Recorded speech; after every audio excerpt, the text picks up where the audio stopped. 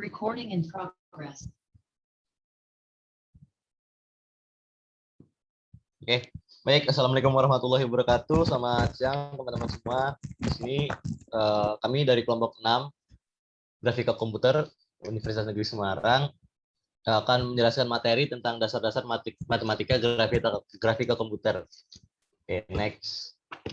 Untuk anggota kelompok sendiri itu ada teman saya Roni Hamonangan dengan NIM 01, ada Medika Bagus Saputro NIM 09, ada saya sendiri Cecep Bagus Suryadinata dengan NIM 021. Untuk pokok bahasanya sendiri itu ada 5.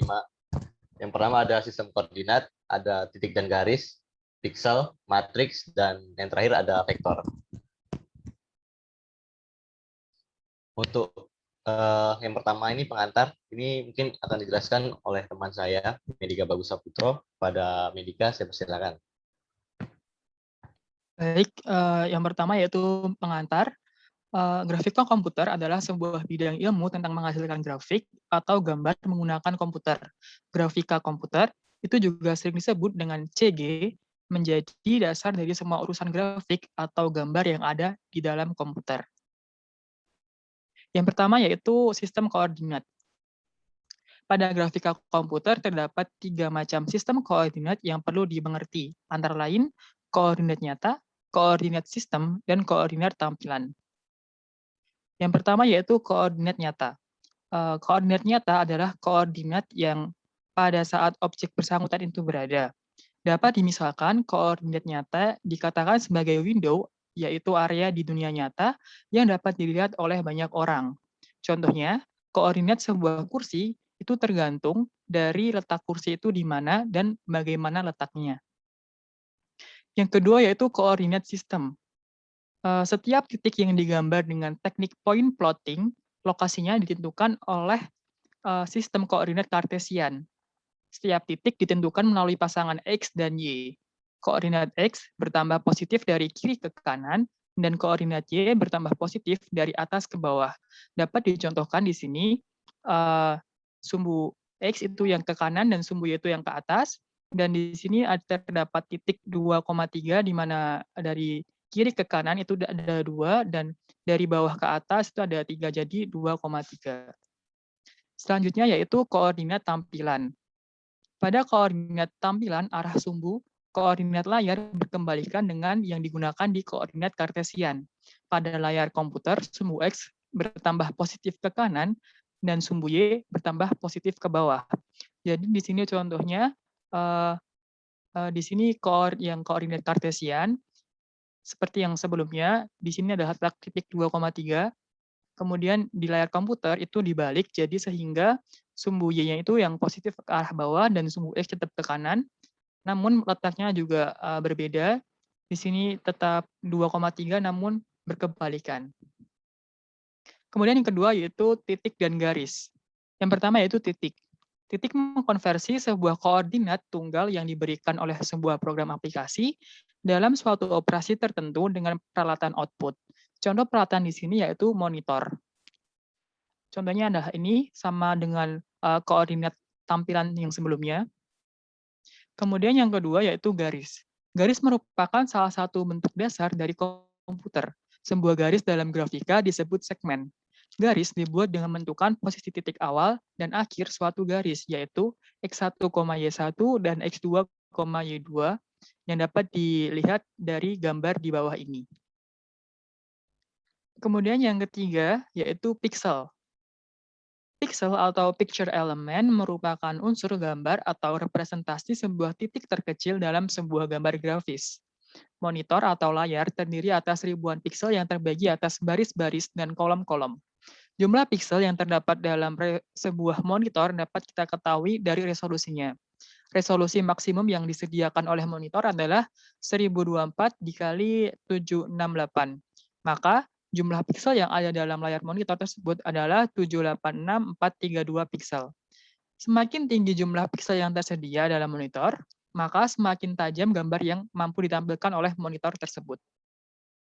Selanjutnya yaitu pembahasan mengenai vektor yang akan dijelaskan oleh Cecep. Oke, baik. Selanjutnya saya akan menjelaskan tentang vektor. Jadi bisa di next. Ya, jadi definisi vektor sebelum kita bahas lebih lanjut, kita akan bahas tentang definisi dari sebuah vektor. Singkatnya, vektor itu didefinisikan sebagai garis yang memiliki arah. Jadi vektor itu bisa juga didefinisikan sebagai selisih antara dua buah titik. Ciri-ciri vektor, dia mempunyai arah dan mempunyai nilai. Vektor itu punya arah dan panjang, yang saya bilang nilai tadi. Nah, vektor itu juga bisa disebut sebagai bagaimana perpindahan antara dari titik A menuju titik N. Bisa dilihat seperti di gambar, itu ada pemisahan P1 dan P2. P1 sebagai titik awal dan P2 itu sebagai titik tujuan atau titik akhir. Untuk rumus vektor sendiri, itu ada V sama dengan P2 min P1. Jadi kita ambil contoh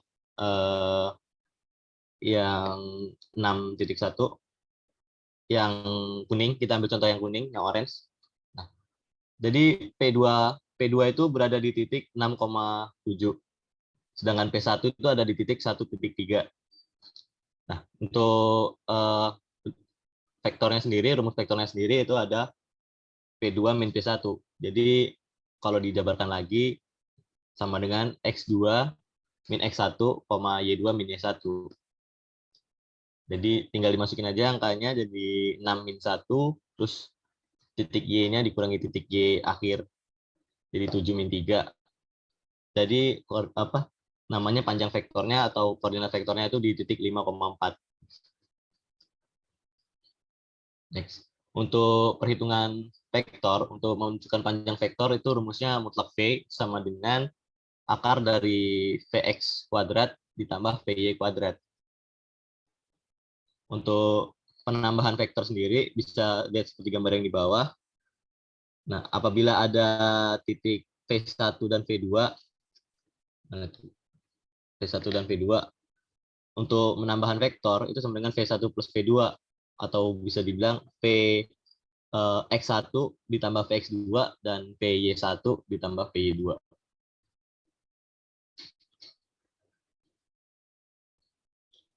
Selanjutnya ada perkalian vektor. Jadi perkalian vektor itu ada dua tipe, ada dua macam. Yang pertama itu ada skalar produk. Nah, vektor skalar ini ada vektor yang caranya paling banyak digunakan dalam fisika dan astronomi untuk mengalihkan dua buah vektor. Di skalar produk ini dapat dibangun dengan mengambil komponen dari suatu vektor ke arah yang lain dan mengalihkannya dengan besaran vektor yang lainnya. Untuk rumus skalar vektor atau skalar produk sendiri, A dikali B itu sama dengan mutlak A dikali mutlak B cos theta. Selanjutnya itu ada cara cross product atau cross product ya. Perkalian ini merupakan perkalian silang antara dua vektor. Nah, ini merupakan operasi vektor biner yang didefinisikan dalam sistem 3 dimensi. Nah, cross product ini adalah jika vektor A dan B itu merupakan dua buah vektor bebas, maka hasil perkalian silang dua buah vektor tegak lurus terhadap kedua vektor tersebut itu tegak lurus dan bidang yang memuat kedua vektor tersebut. Nah, untuk rumus dari cross product sendiri, mutlak A dikali B itu sama dengan mutlak A dikali mutlak B sin theta. Selanjutnya itu ada pembahasan tentang matriks yang akan dilanjutkan oleh teman saya, Roni Hamonangan.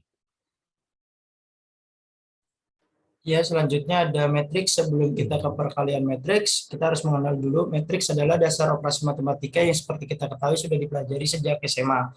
Matriks adalah kumpulan bilangan yang disusun secara baris atau kolom atau kedua-keduanya di dalam satu tanda kurung. Bilangan-bilangan yang membentuk suatu matriks disebut sebagai elemen-elemen matriks. Matriks digunakan untuk menyederhanakan penyampaian data sehingga mudah untuk diolah.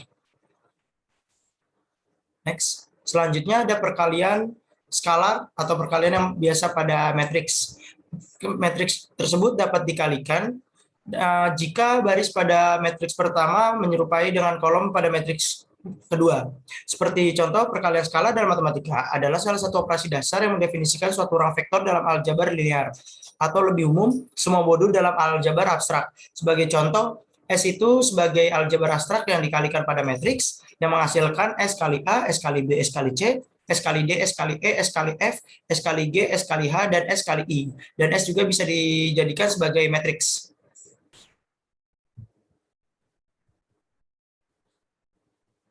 Ya, selanjutnya ada penambahan saklar.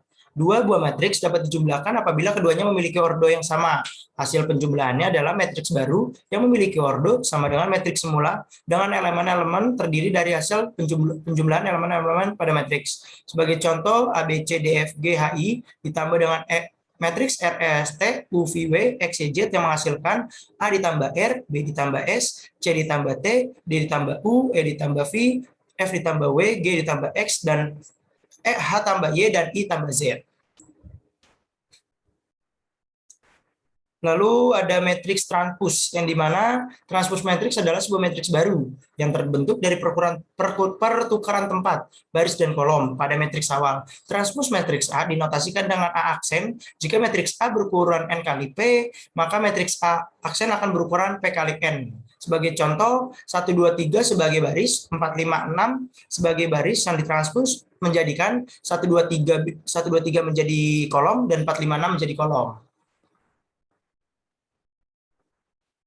Selanjutnya ada matriks determinan. Determinan suatu matriks didefinisikan sebagai selisih antara perkalian elemen-elemen pada diagonal utama dengan perkalian elemen-elemen pada diagonal sekunder. Sebagai contoh, di sini ada matriks A, yaitu A11, A12, A13, A21, A22, A23, A31, A32, A33, yang dimana ini ditambahkan lagi pada matriks awalnya, itu ditambahkan dengan A1, A11, A12, A21, A22, A32 dengan A33. Lalu dikalikan secara diagonal mengikuti sebagai contoh dan menghasilkan perkalian, lalu ditambahkan dengan selanjutnya, lalu dikurang dengan tanda panah yang menghadap ke atas. Sebagai contoh rumusnya untuk mencari matriks determinan. Next.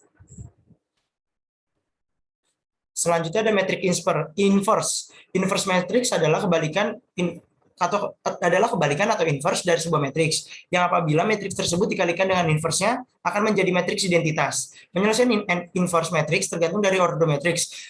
Ada ordo 2 kali 2 atau 3 kali 3, 4 kali 4, dan 5 kali 5. Sebagai contoh kita menggunakan ordo 3 kali 3.